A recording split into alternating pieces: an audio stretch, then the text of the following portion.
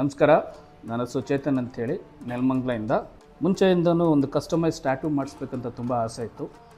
ಇನ್ಸ್ಟಾನಲ್ಲಿ robo tattoos ನೋಡಿದ್ಮೇಲೆ ಅವನ್ನ approach ಮಾಡಿದೆ. ಇದು ತುಂಬ ಕಸ್ಟಮೈಸ್ಡ್ ಟ್ಯಾಟೂ ನನ್ನ ತಲೆಯಲ್ಲಿದ್ದಂಥ ಐಡಿಯಾನ ಪೇಪರ್ ಮೇಲೆ ತಂದು ನಂತರ ತುಂಬ ಪ್ರೊಫೆಷ್ನಲಿಗೆ ವರ್ಕ್ನ ಮಾಡಿದ್ದಾರೆ. ನೀವಿಲ್ಲಿ ನೋಡ್ಬೋದು, ಕಾನ್ಸೆಪ್ಟ್ ತುಂಬಾ ಚೆನ್ನಾಗಿ ಮಾಡಿದ್ದಾರೆ.